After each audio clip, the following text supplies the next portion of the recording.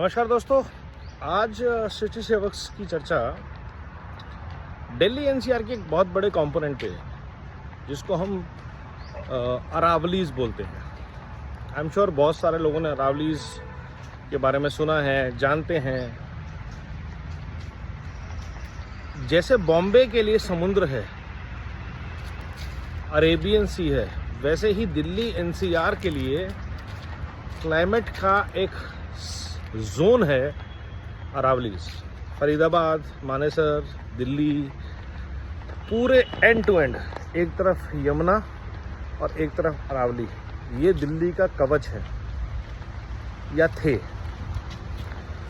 यमुना का क्या हाल है हम सब जानते हैं कि दिल्ली के अंदर के सिर्फ 25-30 किलोमीटर के स्ट्रेच में उसका क्या हाल होता है, हम सब रोज़ देखते हैं। और उसके ऊपर से निकल जाते हैं डीएनडी से, कालिंदी से, आईटीओ से, सारे पुलों से। यही हाल अरावली का है।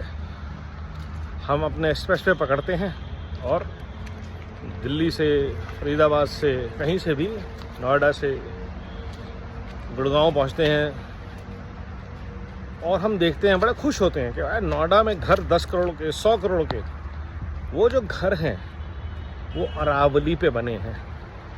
वो जो कूड़े के पहाड़ हैं वो अरावली में हैं। वो जो पूरी एक 20 किलोमीटर की स्ट्रेच है जिसमें सिर्फ मलबा ही मलबा है, वो हमारे घरों से निकला हुआ कूड़ा है जो अरावली पे गया है।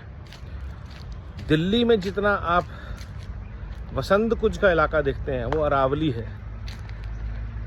दिल्ली में जितना आप फार्म हाउसेस देखते हैं वो अरावली है। अरावली राजस्थान से शुरू होती है और नॉर्थ कैंपस तक आती है, जमुना को टच करती हुई। तो यमुना और दिल्ली की अरावली, ये दो दिल्ली के सुरक्षा कवच थे जिसे दिल्ली वालों ने अंदर से, दिल्ली एनसीआर वालों ने अंदर से ख़त्म किया। ख़त्म क्यों किया? ग्रीड और लालच से। हम आप सब जिम्मेदार हैं और हम लोगों के इसका नतीजा ये है कि जो राजस्थान से आने वाली धूल भरी आंधी और लू होती थी वो हमारे घरों में आने लग गई। हमने वहाँ पे अरावली के पहाड़ काट के आइलैंड्स ऑफ हीट बना दिए। ये बड़ा इम्पॉर्टेंट है समझना क्या हुआ। अरावली गर्मी और पानी को, पॉल्यूशन को सोक करने वाली सिंक थी, कार्बन सिंक जिसको हम बोलते हैं। हमने वहाँ पे क्या किया? हमने वहाँ पे घर बना दिए, एक नहीं, 1000 नहीं, लाखों। और उन घरों में लग गए एसी। वो घर बने सीमेंट से, ईंटों से। हीट मैप्स, वो जो हीट जनरेट करते हैं वो उस अरावली के पूरे इकोसिस्टम को रोज़ डिस्ट्रॉय कर रहा है। ये नहीं कि एक बार मकान बन गए तो अरावली की डिस्ट्रक्शन ख़त्म हो गई। जितने भी शादियों के बैंक्वेट्स बने हुए हैं, होटल्स बने हुए हैं, अरावली व्यू वाले प्रीमियम अपार्टमेंट्स बने हुए हैं, वो सारे के सारे मैप जो एनवायरनमेंट सस्टेनेबल अपने आप को बोलते हैं, उनका सीवेज अरावली को डिस्ट्रॉय करता है। उनके एसी की हीट अरावली को डिस्ट्रॉय करती है। उनकी कंस्ट्रक्शन अरावली को डिस्ट्रॉय करती है।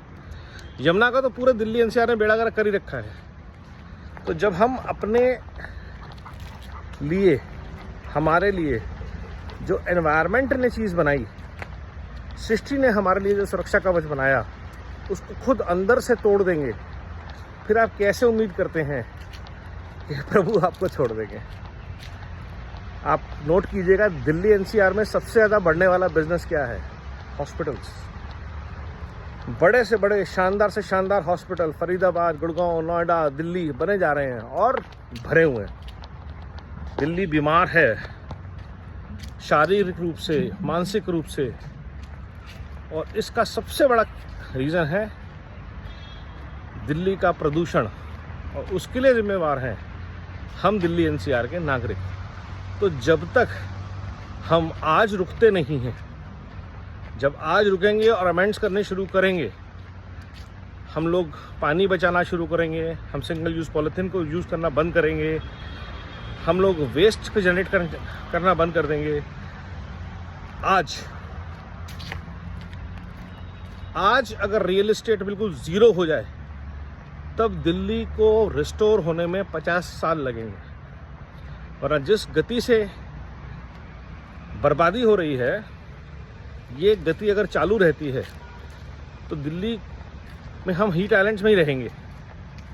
बाहर निकलेंगे हीट स्ट्रोक होंगे, पॉल्यूशन से लोग मरेंगे, अस्पताल में जाएंगे, पैसे कमाएंगे, डॉक्टर बड़े घर खरीदेंगे, वो भी मरेंगे।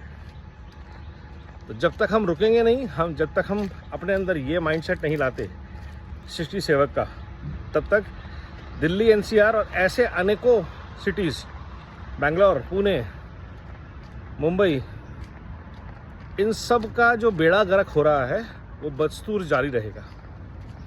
विचार करना हमारा काम है, उस पर काम करना हमारा काम है। जय हिंद।